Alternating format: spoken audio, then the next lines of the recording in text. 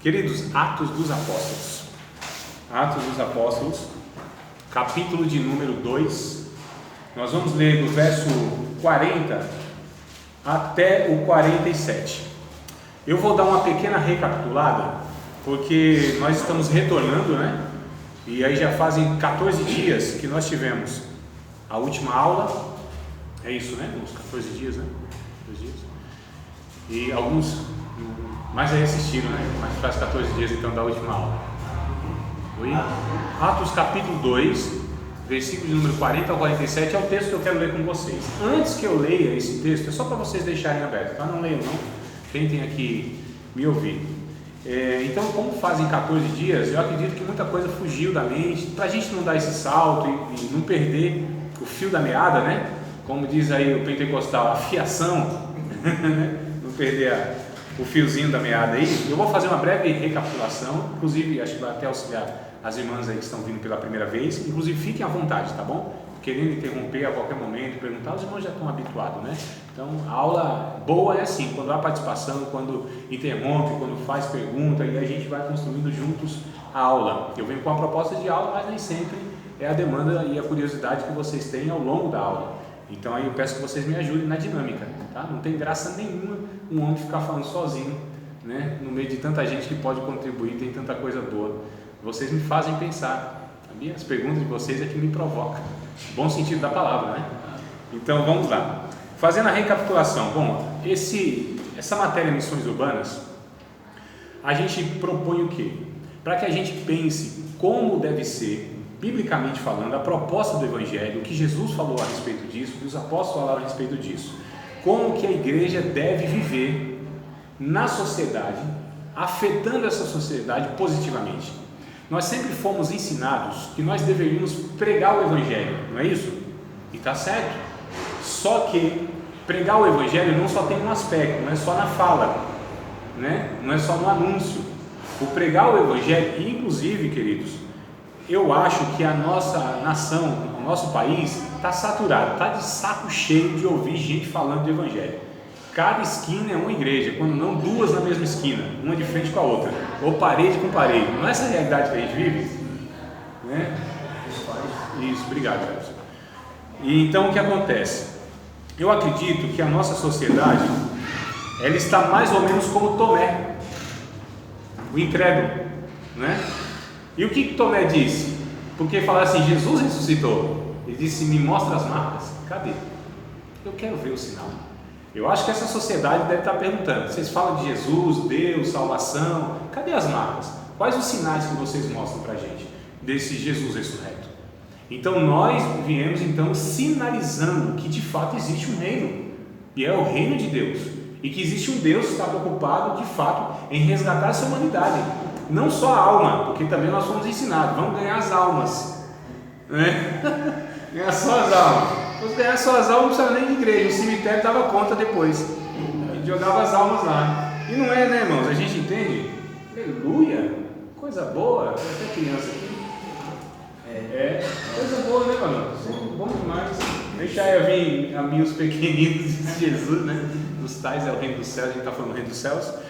Então, assim, essa ideia de ganhar alma, como se o ser humano só tivesse essa necessidade de espiritual no sentido místico e para a eternidade. Claro que isso é o principal. Não adianta uma pessoa ter uma vida boa aqui, saúde, lazer, sabe, tudo de bom que esse mundo tem de oferecer, e no final das contas ir para a eternidade perdido. Lógico que isso não é vantagem, não é o principal, né? O principal de fato é salvação para a eternidade. Pode, chegue para cá, é aqui mesmo, entre, venha, toda. Aleluia, glória a Deus. Enquanto isso, não vão dando glória a Deus. Cara, que isso, meu amado? Perdoado, vai, não peques mais, para que não te aconteça coisa pior. Deixa. Então o que acontece, queridos? Vocês vão ficar olhando para mim? Vai para cá, aqui. Então o que acontece? Nós precisamos entender que o ser humano tem a necessidade, enquanto ser humano e nós sempre seremos seres humanos. Aqui nessa terra nós temos não só a necessidade, é a principal, como eu disse, de paz com Deus, né? De uma vida de segurança e de esperança, que que se a gente morrer aqui, irmão, está tudo resolvido. Então, isso é o principal do Evangelho, o principal. Mas não quer dizer que as outras coisas são desprezadas, ou seja, o cuidado do ser humano em todas as suas carências. O que Tiago disse? Nós falamos umas 2 ou 3 vezes desse texto, lembra? Quem pode me ajudar? Tiago, a respeito dessa ideia de fé, uma fé que não produz nada. A fé é para mostrar as obras que eu mostro a minha fé, né? O que Tiago estava mostrando ali, Francisco?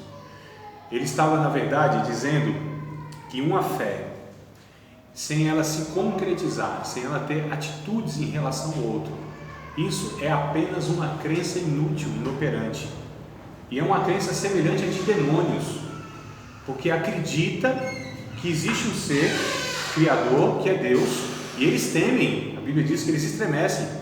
Só que os demônios, embora tenha essa crença que existe Deus, e eles conhecem muito bem esse Criador, eles não fazem, os demônios, não fazem nada para abençoar a vida de ninguém, para melhorar a vida de ninguém. Eles não são generosos, eles não são empáticos, eles não são simpáticos, eles não vão em socorro do outro, eles não têm compaixão.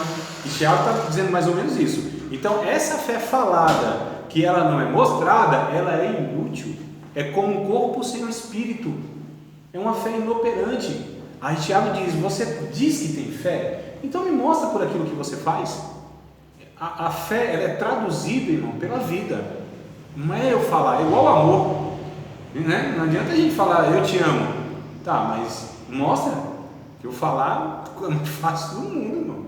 E o João, na primeira epístola de João, ele diz que, capítulo de número 3, versos 16, 17 e 18, isso aqui é para procurar a Bíblia, para dar tempo. Primeira carta de João, estou fazendo a recapitulação, tá? Essas coisas nós já discutimos, mas vamos relembrar aqui. Primeira carta de João, o Evangelho, carta, lá no finalzinho da Bíblia, capítulo 3, versos 16, 17 e 18. João diz o seguinte, então, a respeito do amor.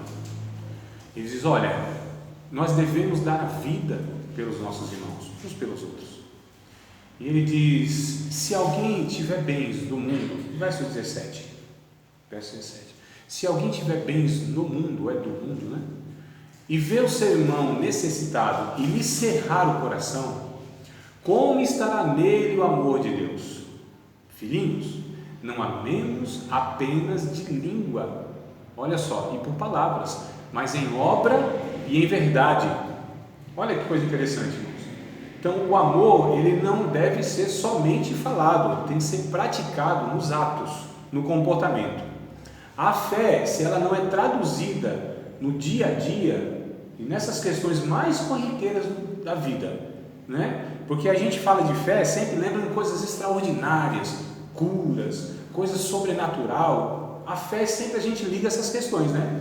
Mas a Bíblia, ela mostra que a fé, na verdade, quando lá em Gálatas, capítulo de número 5, verso de número 22, irmãos, acho que 22 e 23, que vai falar sobre o fruto do Espírito, né? Deve ser 22 ou 23. Então, diz lá que o fruto do Espírito é amor, gozo, paz, longanimidade, benignidade, bondade, fidelidade, mansidão e temperança. São 9 os aspectos de um fruto, é singular. Isso diz respeito a um caráter e uma natureza. Não está escrito os frutos do Espírito são, e sim o fruto do Espírito. É singular, só existe um fruto. Agora a gente compara com uma mexerica que tem gomos, né? Então o que é isso? Amor, gozo, paz, longanimidade, benignidade, fidelidade, mansidão, temperança e tudo mais. São os gomos, aspectos de um fruto, um caráter que é formado no salvo, que é o caráter de Cristo. Então Cristo está sendo formado em nós. Nós não fomos salvos para nos parecermos tão espirituais quanto anjos. Nós fomos salvos para nos tornarmos semelhantes ao ser humano Jesus, que pisou nessa terra, nos mostrou o que é o ser humano e quem deve ser o ser humano. Em Jesus tem dois, a gente chama de paradigmas, dois referenciais. Em Jesus nós conhecemos quem é Deus de fato, e em Jesus nós conhecemos como o ser humano deveria ser. Então quem é Jesus? É Deus como era e o ser humano como deveria ser. Olha as duas referências para nós. Então, para nós, referência não é Abraão, Isaac, Jacó, José, Moisés, Elias, tal, Paulo, não sei o que, não. A nossa referência é Cristo. Nós imitamos a Jesus, não é? Nós somos chamados de quê?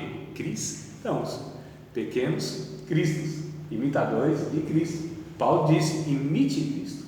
Aliás, me imite, porque eu imito Ele. Então, nós podemos imitar tanto a Cristo que outras pessoas possam ser estimuladas a isso e nos imitar, porque nós imitamos a eles.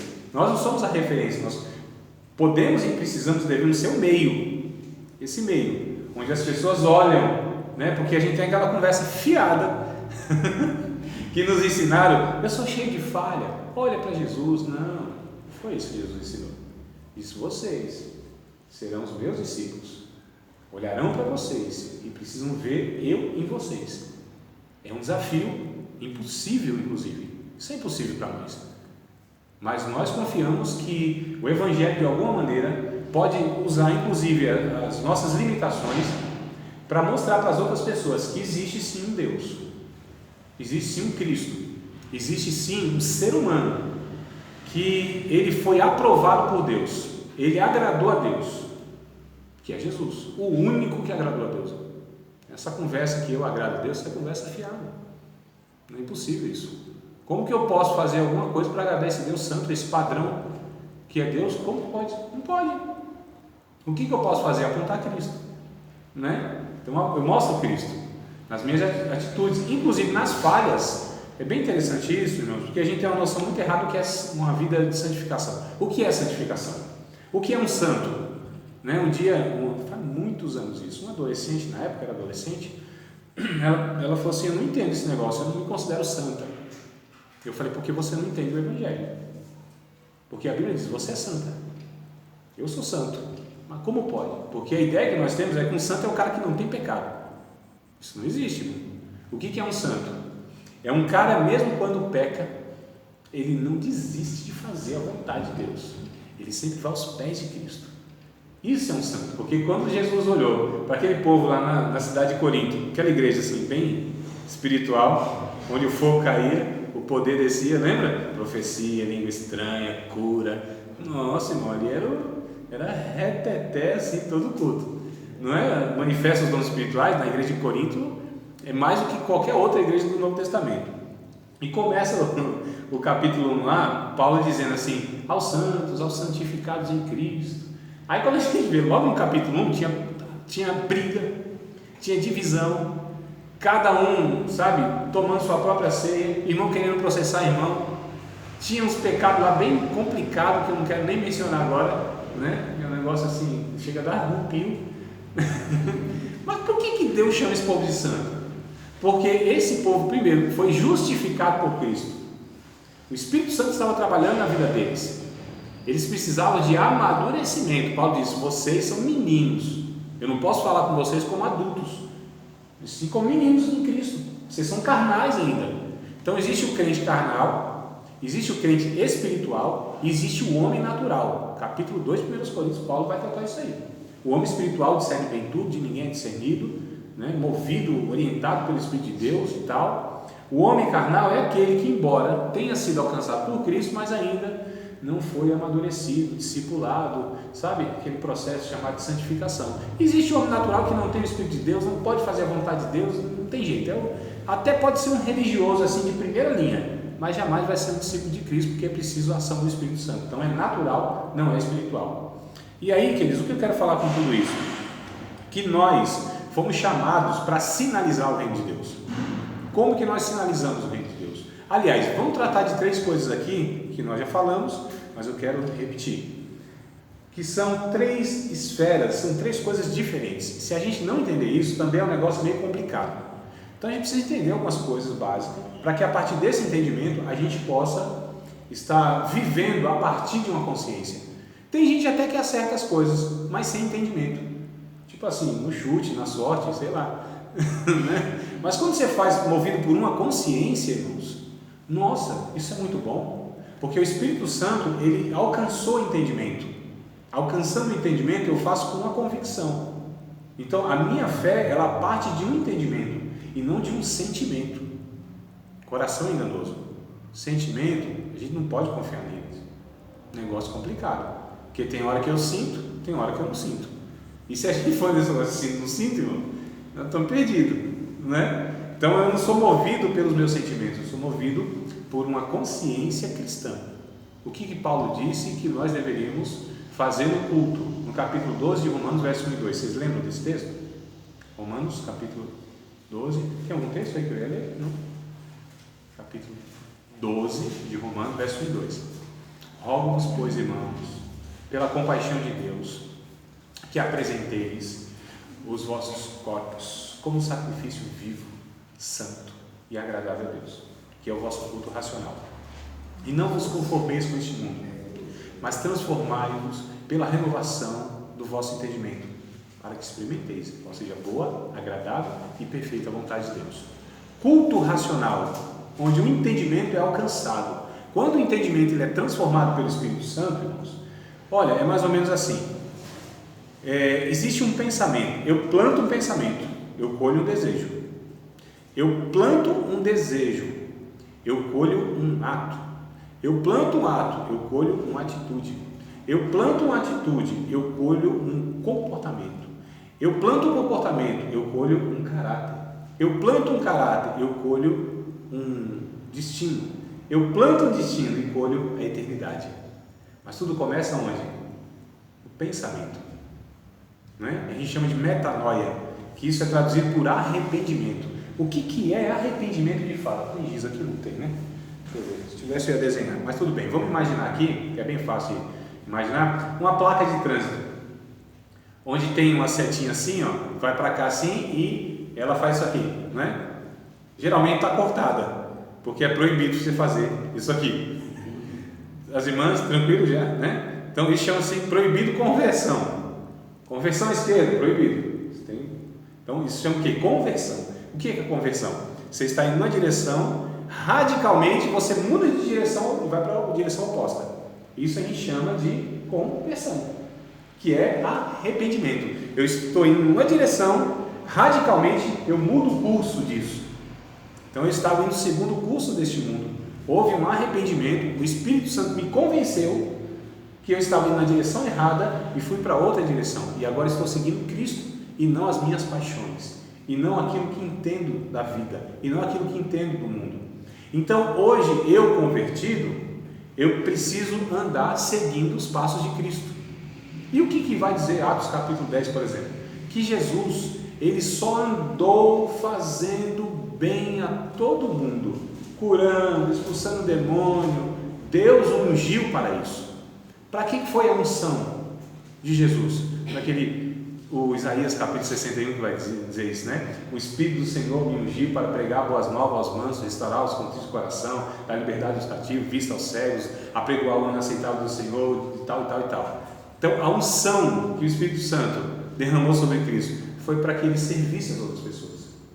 A ideia que você tem hoje, uma pessoa ungida, é que parece que ela que é o top das galáxias, como dizem os adolescentes, e ela é servida e ela é o... Não, irmãos. A unção do Espírito Santo na nossa vida é para que a gente se entregue como mártir na vida das outras pessoas. Atos capítulo 1, verso 8, o que Jesus disse? Vocês lembram desse texto? É muito famoso. 1 e 8. Eu só estou pegando um texto aqui que é bem conhecido, que é para... Entendeu? E recebereis a virtude do Espírito Santo que há de vir sobre vocês. Ser-me-eis testemunhas em Jerusalém, Judéia, Samaria e até os confins da terra, não é isso? Há de ser que vocês vão receber o que? Poder. A palavra lá é poder, virtude. Não sei qual a versão de vocês, se está poder, se está virtude, se está outra palavra. Vocês vão receber poder. O original lá é dinamite, dunamis, poder. Para quê? Para ser testemunha. Para que é o poder? Para ser testemunha. E o que é testemunha?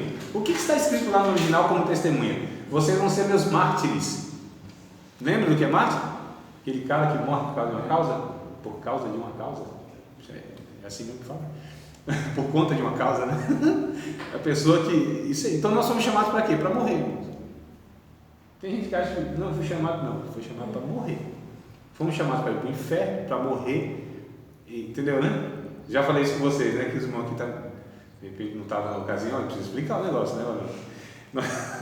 Porque alguns irmãos acham assim, nós fomos chamados para ir para o céu. Não. O céu não é um lugar para onde a gente vai. O céu é o lugar de onde a gente veio. É diferente. Nós viemos de lá. Nós somos originados pelo ser de Deus. Então nós vamos para o céu. Nós somos chamados, no capítulo 16 de Mateus, inclusive está escrito isso. Jesus disse: eu edificarei a minha igreja. As portas do inferno não prevalecerão contra ela. E nós somos chamados para ser enviados. Olha só, para onde? Para o inferno. Para a gente entrar no inferno, tirar as pessoas daquele inferno, né? E direcioná-las ao céu. Olha uma coisa interessante. As portas do inferno não prevalecerão. É por isso que esse demônio não dá conta, que é crente entrando e saindo toda hora na porta. Né? E no nome de Jesus a gente vai, expulsando o demônio, pregando o evangelho, vencendo todos os obstáculos, derrubando a porta do inferno. Quem está na defensiva não é a igreja, irmãos. As portas do inferno não prevalecerão, é o que o texto diz. Eu nunca vi ninguém atacar com a porta. Eles estão se defendendo. Porque o poder que Jesus nos deu é muito maior do que qualquer poder das trevas. A unção do Espírito, o poder do Evangelho, maior que está em nós do que o que está aí no mundo. O nome de Cristo tem autoridade, não é, irmãos? O Evangelho é poder de Deus para a salvação. Para isso o Filho do Homem se manifestou, para desfazer as obras do diabo. Nós não menosprezamos os espíritos maus, só que a gente entende que o nosso Senhor é aquele que, primeiro, é Ele que venceu todas as pelejas, todas as guerras, e é Ele que nos envia na autoridade do seu nome, na unção do seu Espírito e com garantias celestiais, de proteção angelical, para que a gente anuncie o Evangelho. Não existe poder das trevas que resista ao Evangelho genuíno, a uma pessoa com um coração adequado, pronunciando o Cristo, o Senhor dos Senhores, o Rei dos Reis, o ressurreto, aquele que venceu o diabo, aquele que destruiu o império das trevas, aquele que resgatou todo e qualquer pecador das trevas mais densas que ele pode estar enfiado lá, o abismo que ele pode estar lá. Então assim, para mim não tem jeito, eu sou um grande pecador. Ou o anúncio existe um grande Salvador, né? Nossa, meu pecado é tão grande. Não, existe um grande perdão para esse pecado. Não, mas eu estou num abismo. Existe uma mão poderosa, irmãos, que vai até o mais profundo do abismo, pode resgatar esse ser humano. Levanta do pó pequeno, ergue do monturo necessitado, faz assentar entre os príncipes do seu povo. É isso que Jesus faz, e nós precisamos ser essas pessoas que anunciam esse evangelho poderoso. Só no anúncio? Não, ele precisa vir acompanhado, a reboque de todas essas ações que demonstram. É por isso que a igreja precisa ser entendido, ela é uma esfera, a instituição é outra, e o reino de Deus é outra. Então são três coisas que a gente precisa distinguir. Instituição tem CNPJ, tem localidade, tem placa, tem prédio, tem hora e dia para se reunir. Isso é instituição. Igreja, ela é constituída de todos os salvos, em todas as épocas, em todos os lugares. Esses salvos, geralmente, eles fazem parte de alguma instituição. Mas nem todo mundo que está nessa instituição é salvo. Irmão. E essa igreja que é invisível, e quem torna ela visível? É a instituição. Então o que é a instituição? Qual é o propósito desse trem aqui? Dar visibilidade social para esse corpo de Cristo invisível, entendeu? Que por sua vez, ou seja, essa igreja, né, que a gente confunde com instituição, baralho lascado aqui, né? Ela serve o reino de Deus, que é maior do que ela. Para que a igreja existe? Para a finalidade dela? Não. A igreja, ela é serva do mundo. A igreja é agente do reino de Deus. A igreja, ela é sinalizadora do reino de Deus. Ela aponta para o reino de Deus. Ela não implanta o reino de Deus. Ela não é o reino de Deus. É o agente do reino de Deus. Então, Deus opera também pela igreja, não só. Deus usa, irmão, galo, baleia, pedra, o que mais, irmão? Usa o Nabucodonosor, usa os demônios. Não estou brincando não, está tudo na Bíblia isso aí. Deus usa ou não usa? Porque Ele é Senhor de tudo e de todos. Quando Ele quer usar, Ele usa. A vontade dEle é usar essas pessoas ou essas coisas? Não. A vontade dEle é usar aqueles que experimentaram o perdão, a regeneração e o conhecem. Porque a gente fala com mais propriedade, não é? Deus fala com mais propriedade através dos regenerados do que por esses animais e essas pessoas aí que não conhecem. Deus fala. É porque Deus não se limita a nós, senão também a sua obra estava falida, né? Dependesse da gente. Não é verdade, irmão? Brincadeira, não. É verdade.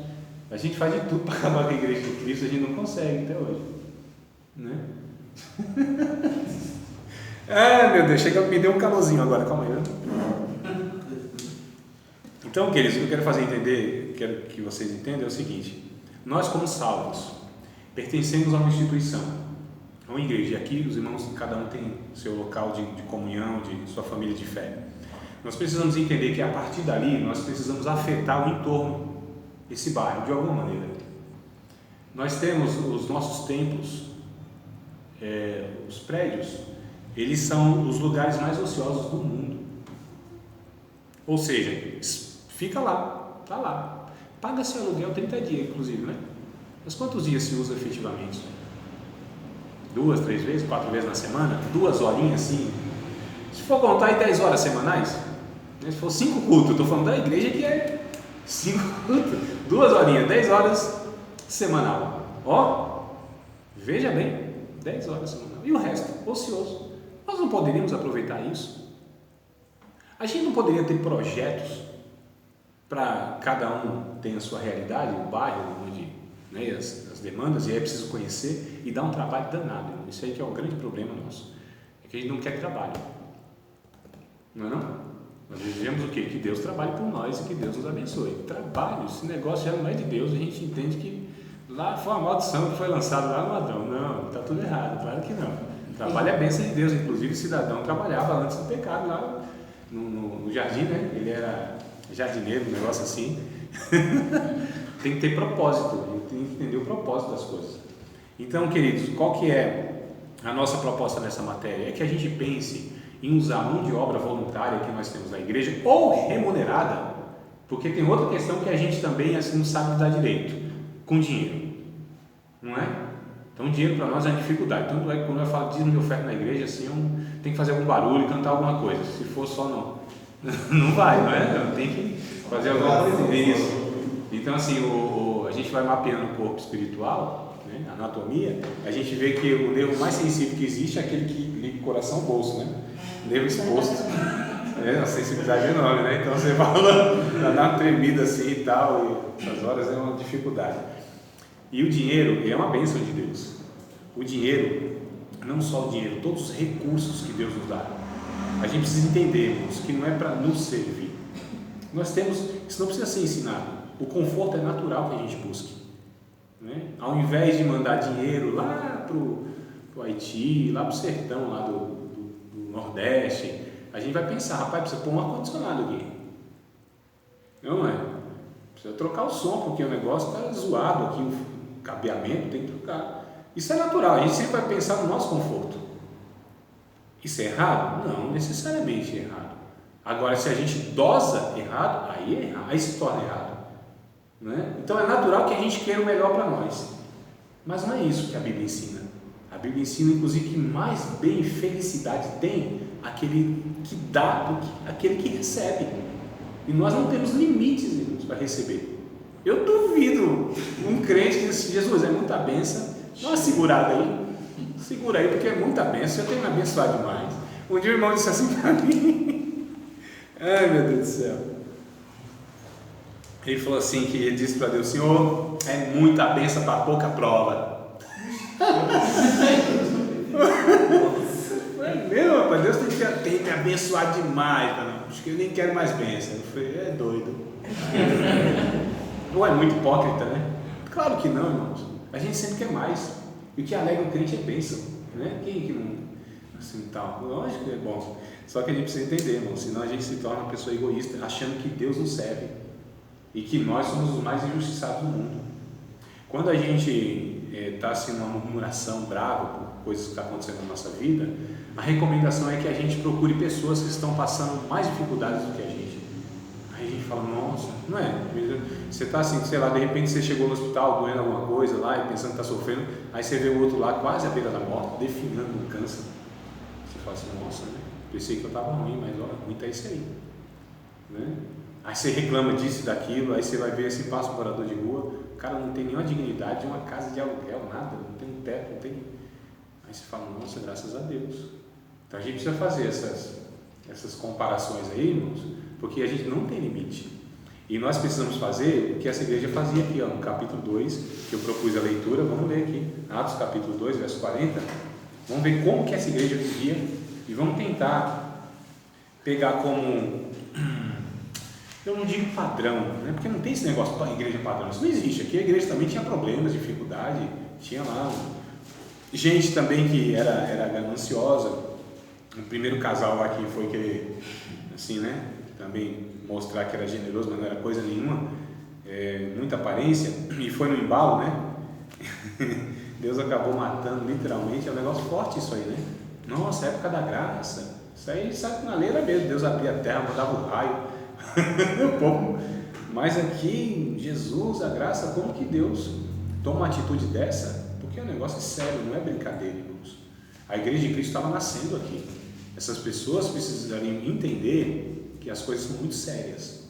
A gente não brinca com Deus, porque Deus está brincando com a humanidade. Deus está vindo em socorro a uma humanidade assolada pelo pecado, destruída pelos efeitos do pecado. Então Deus, Ele não está brincando, Ele enviou o seu Filho. Seu Filho morreu em nosso lugar. Para quê, irmãos? Para a gente ter o bom e o melhor? Não sou o dono do mundo, mas sou filho do dono. Vou comer o melhor dessa terra, que mana leite, essas besteiras todas que é falado para nós em púlpitos aí? Claro que não. Nós somos resgatados para inclusive participar dos sofrimentos de Cristo, disse o apóstolo Paulo. E a gente encontrando propósito nessa vida de renúncia, isso é bom demais, nos traz a sensação de privilégio, porque Deus está nos chamando para cooperar com Ele daquilo que Ele está fazendo na vida das outras pessoas. E nós somos privilegiados quando Deus nos usa para abençoar alguma pessoa. Ele podia fazer isso muito mais rápido e com muito mais eficiência sem nós. Não é não. Aliás, um anjozinho não dava conta disso. Um anjo. Deus vai lá e resolve o trem. Ele via rapidinho, resolvia e não reivindicava nada para Deus. Não errava o negócio, fazia direitinho. Os anjos são assim, obediente no extremo. Agora a gente, não é um trabalho doido que Deus tem. A gente às vezes vai de má vontade, não é? Não vou porque não teve jeito. Deus criou uma situação aqui e fui. Me colocou não sei aonde, não é? Ô Jonas, vai Jonas. A gente é assim, irmão, desse jeito. Deus poderia fazer com muito mais rapidez e eficácia sem nós, mas Ele nos deu esse privilégio. É uma bênção de Deus quando a gente contribui com alguma coisa no reino de Deus. Tem uma frase que diz assim: eu tenho medo de ficar de fora daquilo que Deus está fazendo. Que Deus está fazendo. Eu tenho medo de ficar de fora desse negócio. Eu quero muito participar. É que isso custa, né? Mas e aí? Não? Já ouviu falar de cristianismo sem custo? Não existe. Não tem como. Não há possibilidade de ser discípulo de Cristo se não houver renúncia. Tomar a cruz. Depois dessas duas coisas, é possível segui-lo. Quer alguém quer me seguir? Negue-se a si mesmo, tome a sua cruz e siga-me. Tem gente querendo seguir Jesus sem se renunciar e sem tomar a cruz. Não tem atalho. Não é possível. Não tem como, irmão. Você está entrando aí, você está pulando a cerca. Isso é ladrão, isso é gente que não pertence ao processo, né? Então negar a si mesmo é um desafio enorme, não é fácil. Qualquer coisa que a gente vai negar é um sacrifício, né? E aí tomar a cruz, o que isso quer dizer? Morra. O que se segue depois de tomar a cruz? A crucificação, a morte. E o que Jesus está dizendo? Então, negue-se a si mesmo, morra e depois vem e me siga.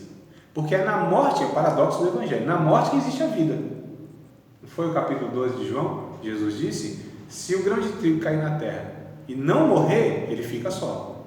Se morrer, aí dá muito fruto. Então, enquanto a gente está querendo se salvar, a gente se perde. E Jesus disse na perdição que é a salvação. Que aquele que quiser ganhar a sua própria vida vai perder. Mas aquele que perder por amor de mim, esse vai ganhar. Estão entendendo aí o processozinho, que é bem diferente daquilo que a gente está muitas vezes habituado e achando que não é. Quem quer se salvar está lascado, vai estar se perdendo. Agora aquele que se perde, esse está sendo salvo. Porque é na minha perdição que Jesus me salva. Agora eu querendo me salvar, eu estou perdido. que eu não consigo, não dou conta disso. Atos capítulo número 2, versículo número 40. Acaba, já volta assim, né, meio nervoso. Não estou nervoso não, né? Estou muito bem, graças a Deus, apesar das lutas. O irmão disse para mim, só vitória, irmão. Eu falei, fora as lutas está tudo bem, meu irmão. E com muitas outras palavras, eles testificavam e os exortava, dizendo, salvai-vos dessa geração perversa. Verso 40 do capítulo 2, né? De sorte que foram batizados os que de bom grado receberam a sua palavra, e naquele dia agregaram-se quase 3.000 pessoas. Olha. Deixa eu dar uma pausazinha aqui que eu lembrei do negócio, eu não me resisto, veio um negócio na cabeça que eu preciso falar. Algumas coisas não eu seguro, mas outras eu preciso falar. Pedro prega um sermão, 3.000 pessoas são salvas. Nós pregamos 3.000 sermões e parece que nenhum é salvo. Então uma coisa deve estar desajustada aí nesse negócio. Não é não? Só uma observaçãozinha assim. Mas antigamente, a evidência do Espírito Santo não era maior? Pastor, eu acredito que o fato nem é o Espírito Santo, era o conteúdo mesmo, ou seja, evangelho, anúncio. Evangelho, salvação, palavra de salvação, cruz, calvário, entendeu? Pecado, Jesus é Salvador. Aquela mensagem simples que sempre sustentou a igreja e que raramente a gente ouve.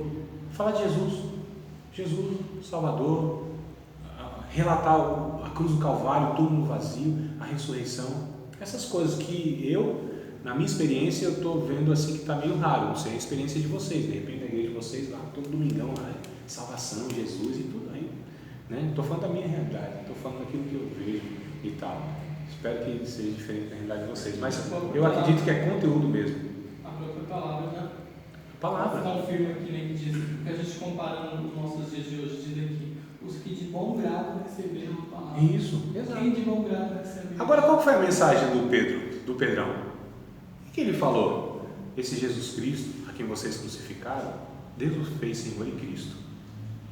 Recebam Ele como Salvador da vida de vocês, vocês vão receber refrigério para a alma de vocês. Aí eles compungiram os seus corações, os religiosos, hein, irmão? Que é gente ruim. Religioso é complicado para a gente falar de Jesus, né? E eles disseram assim, mas o que nós faremos, irmãos, para ser salvo? Seja batizado em nome do Senhor Jesus Cristo, você não vai receber a promessa do Espírito, diz respeito a vocês, vossos filhos, a todos quanto Deus do nosso Senhor chamar. E a gente já entra no 40 que eu falei. Então percebe que a mensagem, o conteúdo, o teor, evangelho, boas novas. O que é boas novas? Jesus veio salvar a todos nós, miseráveis, pecadores, que estávamos afastados de Deus e que não podíamos fazer coisa, a gente não podia fazer coisa nenhuma para ser salvo. Somos miseráveis, pecadores, desgraçados, rompemos com Deus e Jesus, Ele pode nos salvar. O evangelho é simples, é tão simples que o povo tem dificuldade de pregar porque a gente vive uma sofisticação. Não é, irmão? Os pregadores que mais parecem animador de palco. Eu não estou generalizando, estou falando de uma realidade que eu observo. Mas assim, eu até lembrei agora de uma ilustração, deixa eu contar rapidinho, a gente volta no 42. Já contei para vocês em outra ocasião, mas alguns podem ter esquecido, né? Houve na cidade um circo, chegou lá e na noite da estreia, no dia da estreia, estava lá se ajeitando tudo e tal, né? Já tinham colocado panfleto na cidade e tal, e o circo assim, fora da cidade, né? Cidadezinha, fora da cidade, um pouco distante. E o palhaço se pintando todo lá e tal. E daqui a pouco, meu irmão, começou a pegar fogo no circo, literalmente pegar fogo. E aquele desespero, e agora? Corre na cidade para buscar água e tal, que não tinha, né? Lá, para apagar o fogo. E o palhaço, ele estava quase prontinho, saiu correndo, igual desesperado, entrou na cidade e o circo está pegando fogo. O circo está pegando fogo e o povo dando risada e tentando falar sério. Não, o circo está pegando fogo. Nossa, esse palhaço é bom demais. E o povo caindo na gargalhada. O palhaço desanimou. Não levaram a sério o palhaço. Uma pessoa com uma mensagem séria, mas é um palhaço, ninguém dá crédito. E o que tem de palhaço com o microfone na mão, com Bíblia na mão, mas é um palhaço, as pessoas não estão levando a sério. Porque se a vida não condizer com a seriedade da mensagem, não tem como. Se a nossa fala for de amor, de fé, eu creio, Deus vai te abençoar, mas se a gente não se engajar nesse negócio, não arregaçar as mangas e não ajudar o povo não acredita, né? Jesus vai te dar a vitória, mas Jesus, eu vou mesmo, através da sua vida. Né? Deus vai te abençoar. Eu quero abençoar esse rapaz aí, mas é você que é o canal, é você que é o meu instrumento, é você que é a minha mão, você que são os meus ouvidos, você que são os meus olhos, você que são os meus pés, vocês que são os meus membros sobre a terra, é o meu corpo. Não é isso que Jesus ensina pra gente? Então a gente precisa repensar esse negócio aí. Perseveravam na doutrina dos apóstolos e na comunhão e no partir do pão e nas orações. Em cada alma havia temor e muitas maravilhas e sinais se faziam pelos apóstolos. Opa, coisa boa, hein?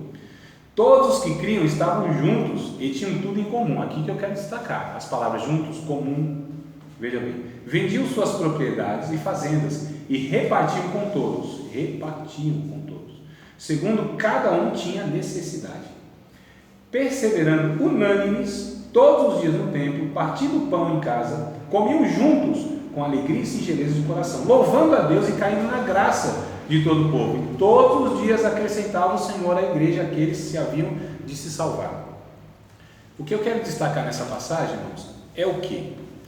É que esse povo vivia de tal maneira em uma comunhão que não havia necessitados no meio desses irmãos, não havia, porque Jesus ensinou: quem tem duas túnicas, reparta dele com o outro, né? Olha só, nós somos ensinados a uma oração que é chamada oração do Pai Nosso. Vocês lembram da oração? Né? Devia não só lembrar, mas orar ela. É orar mesmo, não é reza, não, é orar. Aquilo é uma oração, por si só é uma oração. Jesus ensinou, né? Então é a oração. E assim: Pai Nosso que estás no céu, santificado seja o teu nome, venha o teu reino, seja feita a tua vontade, assim na terra como no céu. Pão nosso cada dia dá-nos hoje, perdoa as nossas dívidas, assim como nós perdoamos os nossos devedores, não deixes cair em tentação, mas livre do mal, pois teu reino, poder e glória para todos sempre. Amém. 3 coisas que eu quero destacar: o Pai é nosso, o pão é nosso e os pecados são nossos. Já pararam para pensar um negócio desse? O Pai é nosso, então não tem essa conversa de individualismo, não existe isso aí. Isso é uma mente, irmão, pecadora e moderna, que quer viver achando que ela é a pessoa, é o último pacote, o último bolacha no fundo do pacote, né? A última Coca-Cola de lá do deserto. A pessoa pensa assim que ela é Deus, assim, morreu por causa dela. Deus não morreu por causa dela. Deus não morreu por causa de mim. Deus não morreu para me salvar, senão eu estava lascado. Deus não morreu para salvar o indivíduo. Deus morreu para salvar, Jesus morreu para salvar uma raça, irmãos. Ó, Deus está formando um povo. Deus tem uma igreja. Nós somos lavoura de Deus, edifício de Deus, comunidade de Deus, família de Deus. O que isso remete? Tudo é coletividade. Não existe individualismo nessa conversa. Isso é uma mente pecadora, mundana, que estão tentando colocar em nós, né? As músicas, quando vocês identificarem o pronome pessoal possessivo, meu, minha, meus, minhas, é um problema. Observa lá, entendeu? Muitos dizem meu, minha, eu, não sei o que. Essa é a conversa do diabo. Isso não é do Espírito Santo. Quando a gente canta na coletividade, nosso Deus, nosso Pai, tá, aí o negócio está certinho. A gente está aqui como família, né? A gente está aqui, a ceia, por exemplo. O que é a ceia? É a maior expressão da comunhão cristã. É onde a gente se reúne diante da mesa, e diante da mesa cada um serve o outro, e cada um não se serve, porque se Deus deu poder para se servir, não para servir, não serve. É um poder egoísta, não é? Aí se amaldiçoa os outros, não abençoa os outros, e explora os outros, e manipula os outros. É porque Deus me deu poder, aí eu faço o que eu quero. Agora, se no entendimento que os recursos que Deus me deu é para servir os outros, aí o negócio fica bem abençoado mesmo, né? Porque a proposta é que a bênção venha em mim, passe por mim e alcance o outro. Porque se parar em mim, aí o negócio fica enrolado, né? A água parada fede, cheira mal, cria dengue. Não é verdade? Então esse negócio que a gente recebe no reparte é meio complicado. Aqui a Bíblia diz que eles repartiam tudo, eles tinham tudo em comum. Isso é chamado de comunhão. O que é comunhão? Se tem um irmão que ele necessita de alguma coisa, e eu tenho para mim e ainda posso repartir com ele, eu faço isso. Não estou falando só de bens materiais, não. Eu estou falando de tempo, eu estou falando de compaixão, estou falando de misericórdia, estou falando de perdão, estou falando de abraço, estou falando de amizade, de companheirismo, de tudo que vocês imaginarem. Não é só dinheiro que a gente está falando aqui. Aliás, a gente nem entrou na conversa do dinheiro ainda, né? Só fazendo aquele negocinho para não agoniar ninguém. Estão entendendo, amado, o teor aqui, né, do que a Bíblia traz para nós? Então esse povo, os cristãos, eles chamaram a atenção das pessoas que estavam de fora observando, e por essa observação Deus ia salvando essas pessoas, porque uma comunidade, um povo que vive desse jeito não pode ser deste mundo, não é natural. O ser humano não é generoso, irmão, por natureza. Pega a criancinha, um aninho e meio, 2 anos, pega uma criancinha de 2 anos, tem um monte de brinquedo aqui, aí ela está com um, né? Ou está com um monte, vem outra criancinha, pega, ela deixa tudo aqui e vai pegar da outra, quer dizer, não é da outra, é dela. Olha a natureza já, aquele ser humaninho tão meio, né, delicado, né? Aquela criancinha assim, tão, você é um anjo, um anjo, bom, você não viu direito, aí não tem asa não, não é de coisa nenhuma não, lá já está introjetado na natureza, egoísta, né? Irada, não é irada no sentido positivo do que os jovens falam, ira, vingativa. Um dia, acho que eu falei para vocês, um dia a criança, ela bateu, acho que a perna no pé da cadeira assim, chorava, não tinha quem fizesse essa criança parar. Alguém teve a ideia de ir lá e bater na cadeira. Sua boba, por que fez isso na criança? Ela se apaziguou, foi vingada. É sério, mano, não tô brincando não.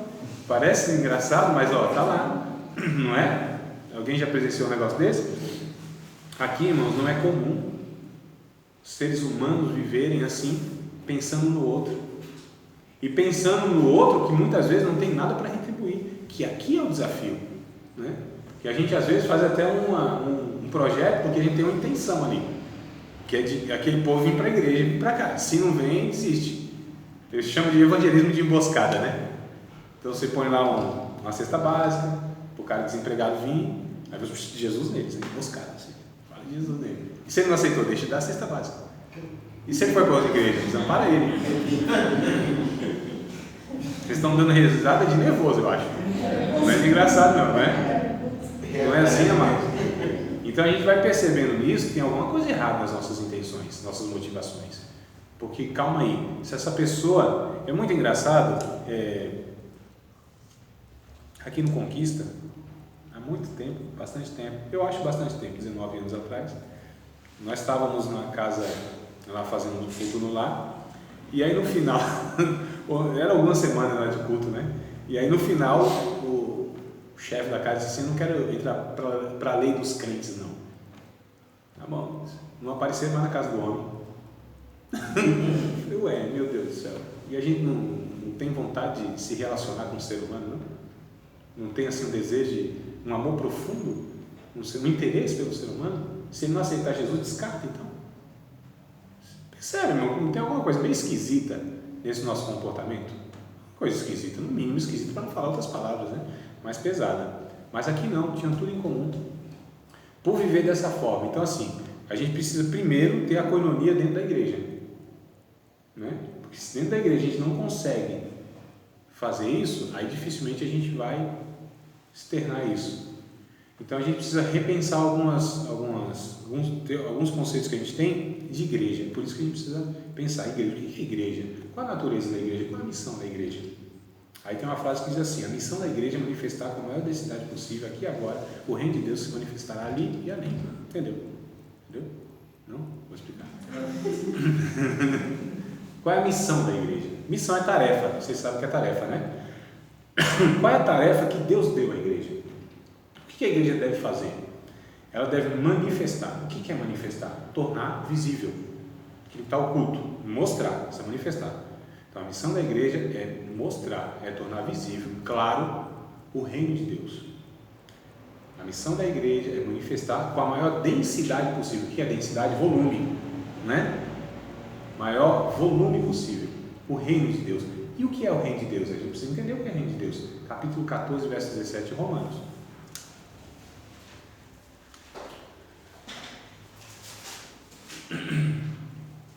O reino de Deus não é comida nem bebida, mas justiça, paz e alegria no Espírito Santo.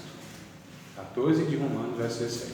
O reino de Deus não é comida e nem é bebida, mas é justiça, é paz e alegria no Espírito Santo. O que Paulo quis dizer? Ele quis dizer que o reino de Deus, ele não é constituído de coisas materiais, ele é constituído de virtudes. Essas 3 virtudes são justiça, paz e alegria no Espírito Santo. E as coisas materiais, qual é o lugar delas? Tudo que é material deve servir para contribuir para que essas pessoas conheçam a paz, a justiça, melhor dizendo, a paz e a alegria no Espírito Santo. Todos os recursos que nós temos, materiais, tudo que Deus nos dá, seja de pessoas, capacitação, irmãos, outra coisa que a gente precisa trabalhar na mente dos jovens, dos nossos jovens, eles não devem ter uma profissão apenas para ganhar dinheiro, conquistar as coisas, porque senão a gente está educando os nossos filhos igualzinho àqueles que não conhecem Deus, não é, irmão? Todo pai quer ver o filho na faculdade, uma profissão que vai um engenheiro, um advogado, um médico, um cara de TI tem que ganhar dinheiro de alguma forma. Então a gente perdeu o propósito, irmãos, na vida. Somos iguais àqueles que não professam Cristo, porque o nosso propósito é material, é mundano, é terreno e é aqui agora. Olha que coisa horrível. Isso é muito ruim, não é? Nós precisamos ensinar aos nossos jovens que ele, lógico, tem que estudar para ganhar dinheiro, aquela coisa toda. Não tem erro nenhum nisso, como eu disse, não tem erro nenhum em ter dinheiro. O problema é que o propósito da vida não deve ser esse. Não é? Não deve ser esse, irmãos. Porque as pessoas chegam lá na frente e acham que é mérito dela. Não, não é mérito, foi Deus que conduziu.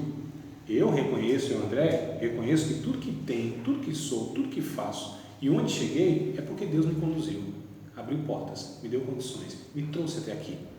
Se não, amados, eu não chegaria. Se tem outras pessoas que pensam diferente, problemas são delas. Se elas são capazes, se elas entendem que não precisaram de Deus no processo, é outra história. Eu, André, não consigo entender dessa forma, mesmo porque eu me conheço, sei da minha trajetória e de onde fui resgatado, sei das minhas limitações, conheço os meus pecados, né? Tendo essas consciências é difícil você pensar de outra forma, muito difícil. Então a gente precisa ensinar o propósito das coisas. Então, se tem um enfermeiro na igreja, ele tem que entender que a enfermagem não é só um meio de sustento para a sua família, é também lá, enquanto profissional, ele é um discípulo de Cristo. Primeira coisa, ele usa essa ferramenta de alguma maneira para amenizar o sofrimento físico daquele ser humano que está ali.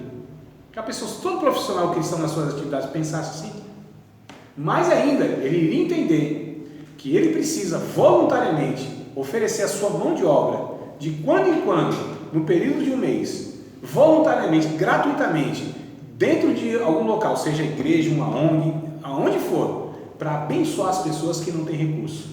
Aí você imagina, na igreja o que a gente tem? Tem tudo. Você não tem tudo? De profissionais? Tem tudo. Já pensou se esses irmãos se reunissem, fizessem um projeto, né? E esse espaço ocioso fosse utilizado? Lembra de alguns casos que eu falei para vocês e tal? Eu fui na igreja 10, 12 dias atrás, não me lembro, 1 ou 2 semanas atrás aí, esse período de férias, minhas férias é frequentar a igreja. E eu fui numa igreja, não vou falar o nome da igreja, mas eu achei muito interessante porque o pastor estava contando lá, irmãos, a gente tem um projeto social aqui aos domingos e tal, onde os moradores de rua vêm aqui, eles vêm, tem um culto paralelo, porque eles vêm, a gente dá banho, corta cabelo, faz a barba, dá uma roupa limpa e tal, café, aquela coisa toda. Só que eles vêm com um cachorro, porque o morador de rua geralmente tem um cachorrinho, né? Companhia, isso é comum. E aí surgiu o ministério da igreja de veterinário, ministério pet. Parece engraçado, né? Mas olha, eu falei, rapaz, que coisa interessante. Para nós, cachorro é cachorro, e ainda cachorro de rua pior ainda. Mas com morador de rua, não. Então os caras estavam se preocupando com o todo, com o ser humano. Ó, que coisa interessante. Então o cara que é veterinário, porque assim, não, minha profissão não tem nada a ver, como que eu posso contribuir? O cara veterinário tinha como contribuir, o cabeleireiro tinha como contribuir, né? O enfermeiro tinha lá para fazer também uns curativos e tal, a manicure tem como contribuir, e o que mais? Tudo que vocês imaginaram. A gente tem que pensar assim, a gente precisa fazer, o professor precisa dar uma aula de reforço na faixa para essas crianças que estão tendo dificuldade na escola. Nós temos espaço, a gente tem mão de obra, que falta projeto, vontade, disposição, olho aberto. Alguma coisa está faltando, mas é em nós, não é externo. Porque nós temos, irmão, nós temos muita coisa. A igreja brasileira é rica. O pastor William está pensando assim, rapaz, essa riqueza não chegou aqui não. Mas é sério, ou não é, irmãos? Tem dinheiro de sobra. Tem dinheiro de sobra, a gente tem muita gente. E aliás, não precisa ter dinheiro, irmão. Não precisa ter dinheiro, não precisa ter dinheiro. Não precisa ter dinheiro. Não precisa ter grande espaço, não precisa ter nada. Se você tem à disposição, Ele, Deus, é quem dá todos os recursos necessários. Quando há projeto colocado em oração para o reino de Deus, para alcançar vidas. Se tem um negócio que não falta recurso, é projeto que é relacionado a ajudar as pessoas. Não falta. O que a gente tem dificuldade é arrecadar dinheiro para construir prédio, para comprar essas coisas para nós. Aí é uma luta. Não é, ou não é? Vocês sabem o que é. Né, Francisco? Então, irmão, irmãs, não desanime nessa aula, viu? A próxima eu vou tentar ser mais assim, coisado. Vocês sabem o que é coisado, né? Então, só tem que saber o que ela faz, né? Isso, pronto. Para ver o que vai ofertar, né? Aqui já nasceu com... Irmãos, olha que coisa interessante. Nós fomos ensinados que a oferta é dinheiro, não é? Não, irmãos, oferta é a nossa vida, aquilo que a gente pode doar. E essas coisas são uma oferta agradável a Deus. Deus recebe, primeiro porque recebe o cidadão que está fazendo, ou a cidadã, que está fazendo o negócio. Aí depois, porque assim, o Caim, ele foi rejeitado por Deus e o que ele fazia também. Abel foi aceito por Deus e depois o que ele fazia também. Então primeiro Deus precisa nos aceitar para aceitar qualquer coisa que a gente faça. Então, é o que eu disse, a questão da consciência. Deus precisa me aceitar, entender que em mim há uma motivação correta. Porque também não adianta a gente fazer por fazer, né? Não. Aqui no coração, o Espírito Santo, assim, ele plantou uma semente chamada generosidade. Ó, coisa boa, generosidade. Qual é o texto, meu Deus, que eu estou caçando aqui, não estou achando? Oh, meu pai, tem algum texto que eu estou procurando aqui, eu não acho. Deixa eu ver se eu vou falando e me lembro. Me lembrei agora, esqueci. Esqueci que me lembrei, aí agora não lembro mais. Então, a questão da generosidade. Depois eu... 2 Coríntios capítulo 8. 2 Coríntios capítulo 8. É isso aí. 2 Coríntios capítulo 8. Eu falando aqui, tentando guardar o versículo na memória, entendeu?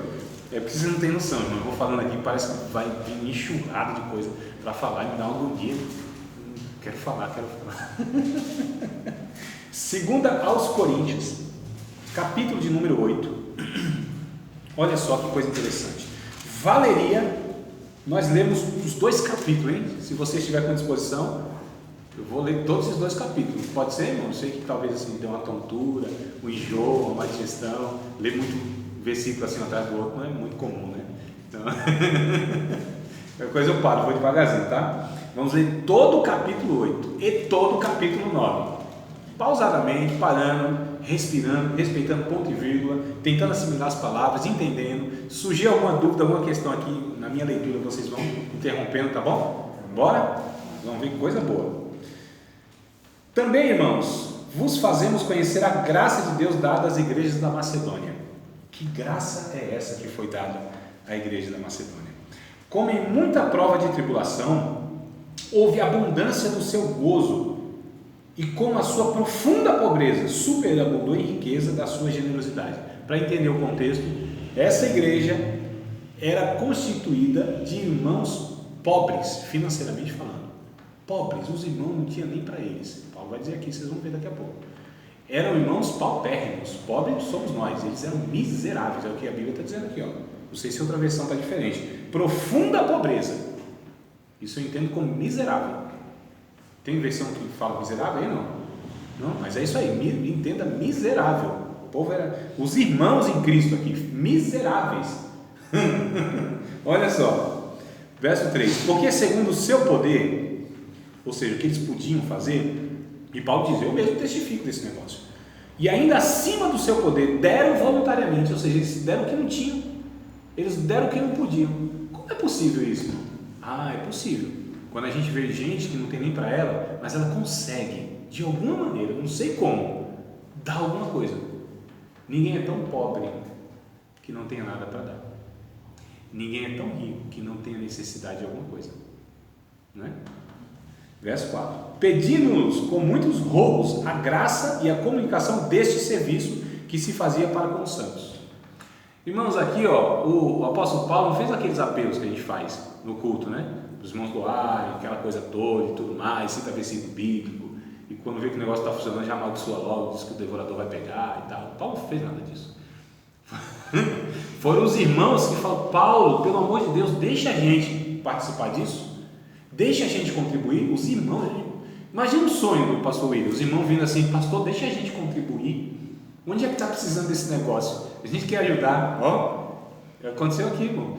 O verso 4: pedindo-nos com muitos rogos a graça e a comunicação desse serviço que se fazia com os santos. Eles pediram, os irmãos pediram para ofertar, e não somente fizeram como nós esperávamos. Aqui que está o negócio interessante, mas também a si mesmos se deram, primeiramente ao Senhor e depois a nós, pela vontade de Deus. Gente que se entregou, antes que entregasse qualquer coisa, eles se entregaram a Deus, eles se doaram a Deus, eles se deram a Deus. Olha, irmãos, coisa linda. Verso de número 6: e de maneira que exortamos a Tito, que assim como antes tinham começado, assim também acabe essa graça entre vós. Portanto, assim como em tudo sois abundantes na fé, na palavra, na ciência, em toda diligência, em vossa caridade para conosco, assim também abundeis nessa graça. Não digo isso como quem manda, mas para provar pela diligência dos outros a sinceridade da vossa caridade. Porque já sabeis a graça de nosso Senhor Jesus Cristo, que sendo rico por amor de vós, se fez pobre para que pela sua pobreza enriquecesseis. Jesus se fez pobre. E nisso dou o meu parecer, pois isso vos convém a vós, que desde o ano passado começastes, e não foi só o praticar, mas também o querer. Não é que eles faziam, não, irmão, eles desejavam fazer aquilo. Não é o povo está fazendo, não, eles queriam, eles desejavam, um negócio profundo. Eles acham que ia morrer no coração se não fizesse alguma coisa, porque o desejo era tanto, a gente quer ajudar. Como que eu posso ajudar? Quem que eu posso ajudar? É tão bom quando a gente às vezes acha umas pessoas assim, né?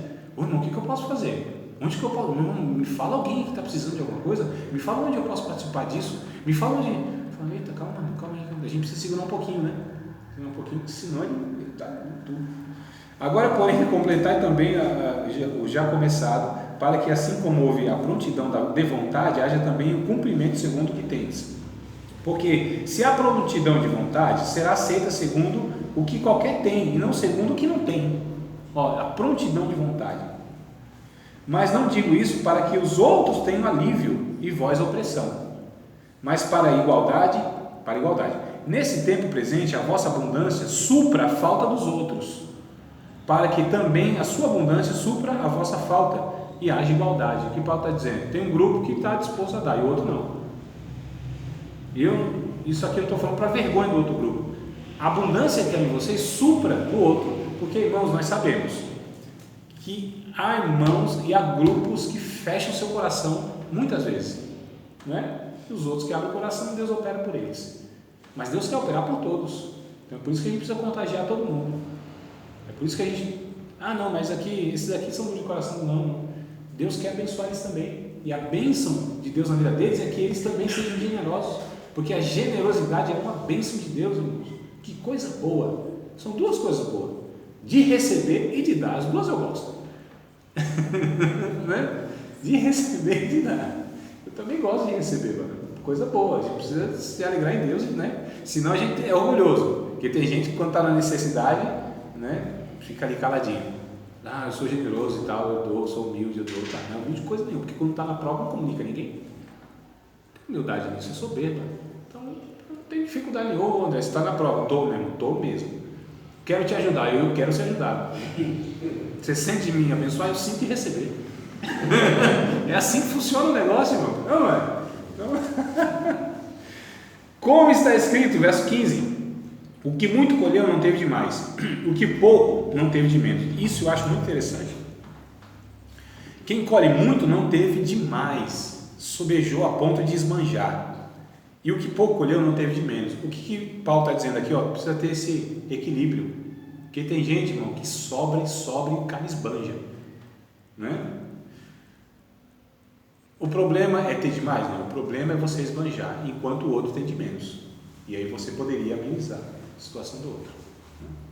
Verso de número 16. Mas graças a Deus que pôs a mesma solicitude por vós no coração de Tito, pois ele aceitou a exortação muito diligente, partiu voluntariamente para vós. A palavra voluntariamente é muito forte aqui.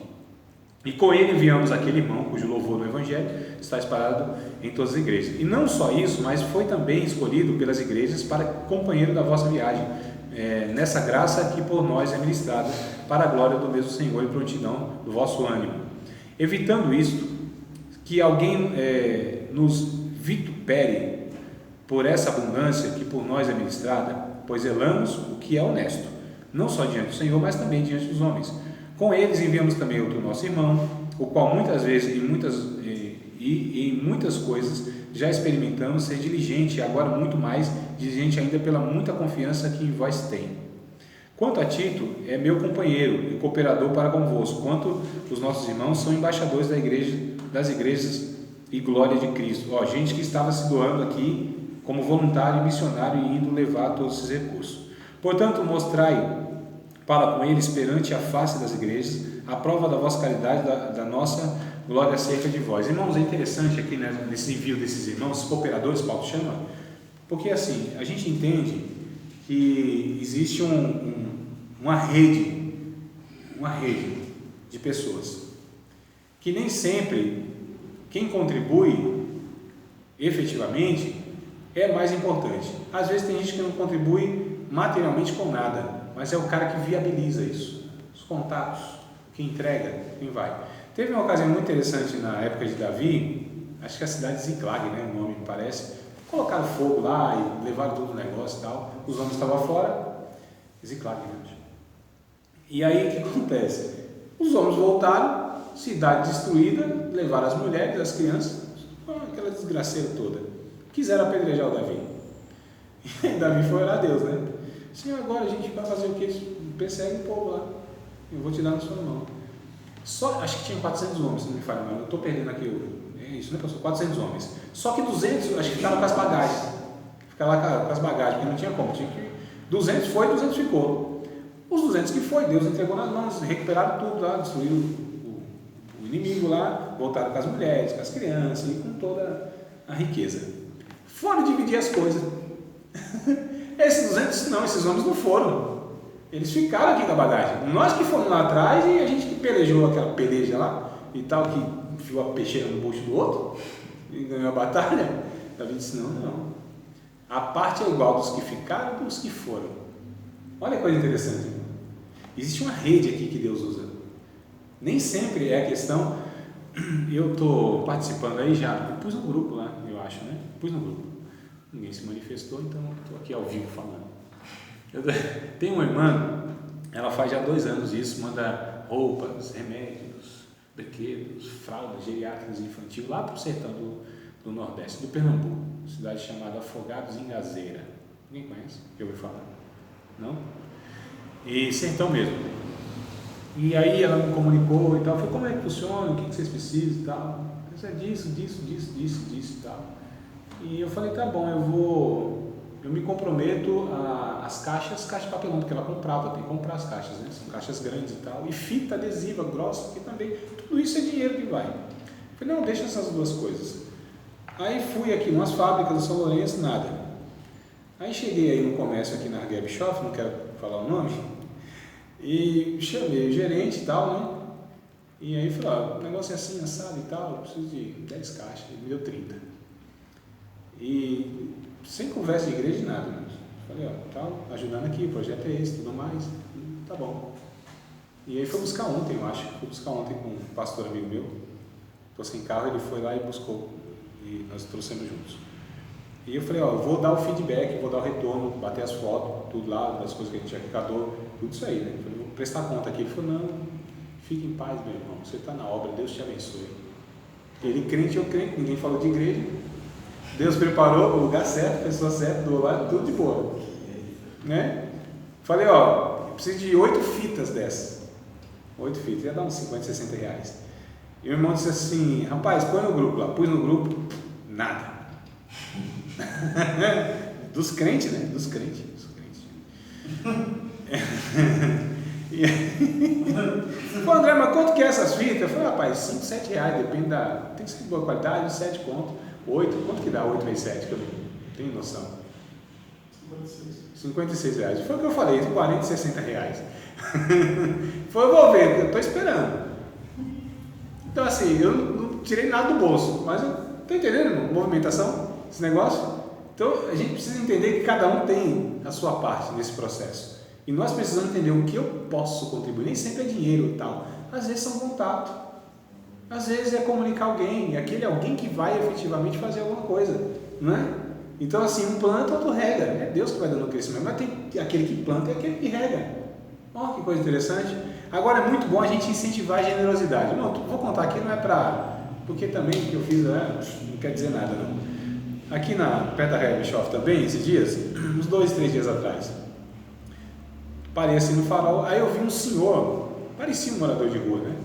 Aparentemente, vendendo os cataventozinho, mas um negócio michuruca, era um negócio de um canudo, e o negócio andando, né? Aí eu olhei para ele lá na frente, ele foi lá para trás, eu olhei e tal, buzinei, falei, o senhor vem cá, encostei, quanto que é esse trem aí? Ele falou, R$2. Falei, é o seguinte, eu vou te dar R$2. Você vai fazer o seguinte, eu vou confiar no senhor, não te conheço, não vou saber se você fez isso. Eu vou te dar 2 contos, só que eu não quero o catavento. Eu quero que o primeiro carro que aparecer aqui com uma criança dentro, o senhor dê o catavento para essa pessoa. E diga aqui, Deus te abençoe, tome o catavento. E se quiser te dar dinheiro, não aceite. O que eu fiz, irmão? Incentivei a generosidade, que coisa boa. Se isso aconteceu, eu não sei. Eu não sei. Eu passei até ontem, vi um cidadão com catavento, devia ser outros. E também, irmão, não quero saber se... Eu estou dizendo que nós devemos... Nós devemos estimular, irmãos. Claro, porque eu não quero... Eu tinha o desejo de abençoar ele lá, mas se eu comprasse o catavento, eu queria que também ele, porque ele... Que ele entendesse isso. E ele é tão pobre, mas que pode fazer alguma coisa. Olha, irmão, é o que a Bíblia diz. Não há pobreza tamanha que a pessoa não tenha nada para dar. Se dê, de alguma maneira. Contate alguém que pode dar. Igual um dia o irmão disse assim, rapaz, está precisando de tal coisa. Eu falei, eu não tenho, mas eu sei quem tem. E eu vou atrás. E fui. E a minha vida é essa, irmão. Eu não tenho muita coisa, mas o que eu tenho te dou. Então vamos lá. Vamos lá, coisa nenhuma. Não, vamos ler aqui o 9 e a gente encerra a aula, tá bom? Quanto ao capítulo 9 agora, eu vou ser mais... Assim, oi? Sim, eu sei, não, eu estou calculando esse café, 15 minutos, pastor. Oxi, não é assim que eu estou de olho nesse café, não. Ofertado tão generosamente assim, esse café não vamos traçar daqui a pouco. Capítulo 9, vamos lá. Quanto à administração que se faz a favor dos santos, não necessito escrevê-los. Administração é esse negócio aí mesmo. Porque bem a prontidão do vosso ânimo, porque sei bem a prontidão do vosso ânimo, da qual me glorio de vós para com os macedônios, que a Caia está pronta desde o ano passado, e o vosso zelo tem estimulado a muitos. É isso aqui que eu estou falando. Estimular a muitos, provocar no outro. A gente ser tão, que o outro também queira ser também, entendeu? Isso contagia, irmãos. O bem é contagioso. A generosidade contagia. Quando você faz um negócio com aquela alegria, com aquela disposição, estimula a outra pessoa. A gente precisa, na verdade, causar desejo no outro, fazendo tão bem o que a gente faz, com tanta honestidade, com tanta sinceridade, com tanto empenho, com tanta dedicação, com tanto amor, com tanta verdade, que o outro que esteja vendo a gente fazendo também queira fazer, sem falar nada, entendeu? Essa é a questão, sem falar nada, bora fazer, vamos viver esse trem de verdade.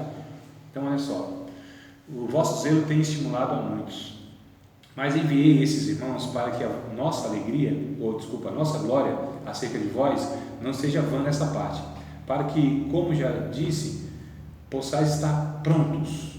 Essa palavra prontidão, percebeu do capítulo 8 para cá, quantas vezes? A prontidão, acho que umas 6, 7 vezes já que eu li aqui, prontidão, tem que estar pronto. Um dia eu falei assim para um irmão, tem um outro cidadão ali precisando de tal coisa. Ele falou, vou ver, uma burocracia desgraçada. Passou uns 8, 9, 10 dias, sei lá, ele falou assim, meu irmão, eu vi aquele negócio, eu falei, já providenciei. Quem tem necessidade tem pressa, meu irmão. Essa burocracia desgraçada administrativa que a gente enfrenta não consegue socorrer as pessoas nas suas emergências, não. Tem que ter prontidão. Se chegou até nós uma necessidade, vai lá e socorre. Você acha que 3, 4, 5 dias a barriga espera? A doença espera? A dor espera, irmão? A agonia espera? Lógico que não, é agora, prontidão, né? Então não fiquei com raiva não, eu falei, agora não serve mais não, obrigado, tem que ser pronto. A pessoa não gostou não. A fim de, acaso os macedônios vierem comigo e vos acharem desapercebidos, não nos envergonharmos nós, verso 4, né? Para não dizermos vós, deste firme fundamento de glória. Verso 5 do capítulo 9, está aí? Você perdeu ou não, varão? Está certo? Capítulo 9, verso 5. Já achei. Isso, portanto, isso aí, varão, tive por coisa necessária exortá-los, esses irmãos, para que primeiro fossem ter convosco e preparassem de antemão a vossa bênção, já antes anunciada, para que esteja pronta, de novo, como bênção e não como avareza. E digo isso, que o que semeia pouco, pouco também ceifará. O que semeia em abundância também ceifará. O povo já liga em dinheiro, né? Eita, vou plantar dinheiro. Não é essas conversas que a gente fala, os microfones, né? Irmão, planta aí, viu? Vai plantando aí que você vai colher. Não, calma aí. Cada um contribua segundo propôs o seu coração, não com tristeza ou por necessidade, porque Deus ama o que dá com alegria.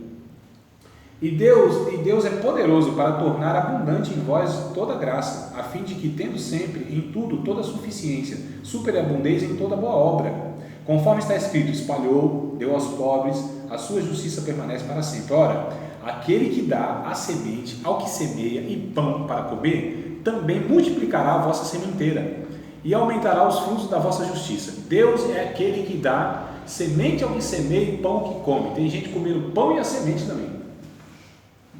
Daí que é o grande problema. Olha a gente fominha, né? Se Deus deu o pão, é para comer. Se Deus deu a semente, é para plantar, para o outro colher, irmãos. Olha só, combate aqui da ganância, né?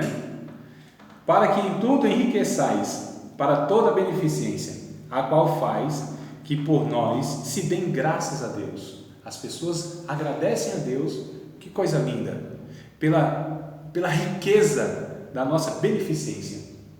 Olha como, sem falar nada, as pessoas vão glorificando a Deus, dando graças a Deus, porque nós somos ricos em beneficência, em fazer o bem. Verso 12: porque a administração desse serviço não só supre a necessidade dos santos que estavam lá precisando em Jerusalém, mas também resulta em muitas graças que se dão a Deus, irmãos. Essas coisas glorificam a Deus, queridos. Essas coisas exaltam a Deus.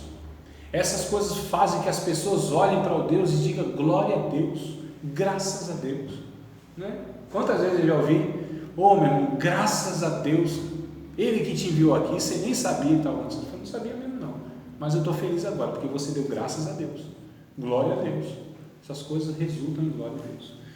13. Visto como na prova desta administração glorificam a Deus pela submissão que confessais quanto ao Evangelho de Cristo, pela liberalidade, né, esse negócio de dar mesmo, de vossos dons para com eles e para com todos, e pela sua oração por vós, tendo de vós saudades. por causa da excelente graça de Deus que em vós há. Graças a Deus pelo seu dom indizível ou inefável. Olha que coisa linda, irmão. 2 capítulos Paulo ele dedica aqui, escreve para falar sobre essa ação da igreja ajudando as outras pessoas. E que resultado tem isso aqui? Glorificar Deus. Deus é glorificado nisso. Deus é exaltado nisso. Eu acabo aqui a aula, se é que foi aula esse negócio, com o texto de Mateus, capítulo de número 5, versículo de número, eu acho que é 16. Eu acho que é 16. Vou até ler aqui com vocês. Mateus 5, eu acho que é 16, né? Olha que coisa linda, irmão. E aí a gente encerra aqui nossa reflexão de hoje. Verso 16 mesmo. 5,16 de Mateus. A Bíblia diz assim: assim resplandeça a vossa luz diante dos homens, para que vejam as vossas boas obras e glorifiquem o vosso Pai que está nos céus. Jesus disse que nós devemos resplandecer a nossa luz diante dos homens. Que luz é essa? São as nossas boas obras, e por elas essas pessoas vão glorificar o nosso Pai que está no céu. Nossas boas obras vão glorificar. Ninguém vai fazer boa obra para se favorecer em coisa nenhuma, irmãos, para ter crédito diante de Deus. Não é essa conversa. Para ser salvo. Não, a gente faz porque temos uma natureza que não pode fazer outra coisa a não ser boas obras. A gente só pode gerar um fruto, que é o fruto da nossa natureza, né? Então o cristão gera o quê? Boas obras. Quem não gera boas obras? Preciso saber se de fato tem essa natureza de um regenerado. E quem é regenerado não faz força para fazer essas coisas, é natural, flui, entendeu? Né? Já viu uma goiabeira dando goiaba? Esse bebeu a água de verdade, né? A goiabeira dando goiaba. Vocês já viram a goiabeira? No ventre, né? Isso, o negócio é natural, sem esforço, não. A gente faz. E é uma sensação de missão cumprida depois você faz, é uma sensação tão boa, né? Sim, negócio, nossa, coisa boa. Não tive recompensa, me criticaram, eu tive uma luta danada e tal, mas reconhecimento nenhum. Céus, né? E tirou do bolso, passou nervoso, fez um monte de coisa, ainda malharam, mas aquela sensação de missão cumprida. Eu fiz exatamente o que deveria fazer, aquilo que Jesus pede para eu fazer. Então, assim, isso é natural, não tem esforço, sacrifício, oh meu Deus, uma murmuração, aquela lamentação, não, irmãos. E vou fazer tudo de novo, vou passar tudo de novo e não vão me reconhecer, mas eu estou fazendo porque faz parte da minha natureza. A goiabeira, olha aqui a goiabeira, ó. Olha aqui a goiabeira, isso aqui é os galhos da goiabeira. Olha aqui a goiabeira. Já viu a goiabeira fazendo assim, ó, para dar uma goiaba? Aí sai a goiaba, já viram? Nunca viram a goiabeira fazer isso? Você viu que a goiabeira ficou vermelhinha, né, da força? Nunca viram? Nunca vão ver, irmãos. Isso é silencioso. A raiz vai lá no lençol freático, pega os nutrientes da água, transforma isso numa seiva, passa pelo caule, pelo tronco, pelo caule, atravessa aquele nó, sabe? Que atrapalha, tem uns nó, sério que atrapalha. A seiva. Aí vai, irmão, no galinho, e aparece o fruto lá, silenciosamente. Ela não faz força, não tem sofrimento, não tem tremedeira e não pode dar outra coisa a não ser goiaba. Vocês nunca vão ver uma goiabeira produzindo uma carambola. Nunca. Uma pitomba, uma pinha, né? Só quem é sabe, né? Nunca, não. Porque é da natureza dela fazer aquilo, faz naturalmente, sem esforço. É natural. Então, para quem é regenerado, para quem de fato é discípulo de Cristo, essas coisas aqui, elas vão fluindo de uma forma prazerosa, vai gerando vida, inclusive vai alimentando as outras pessoas, porque o fruto não é para a árvore, né? Nenhum fruto é para a própria árvore. O que sobra para a árvore é a semente para a continuidade da sua geração, e onde ela morre deixa a semente para ter outra árvore e assim por diante, e ela não produz por si. O propósito da árvore é produzir fruto para outras pessoas. Ela não desfruta do seu fruto, porque porque ela tem um propósito, que é de alimentar o outro. Quando a gente tiver essa visão de que nós vivemos para servir as outras pessoas, que nós somos igreja, não é para receber as bênçãos de Deus para acumular para a gente, mas sim para que a gente distribua isso. E nisso está a bênção de Deus, irmão. Né? Quando Deus nos usa para abençoar, doar. A gente renuncia. E Deus vai nos usando. A gente, com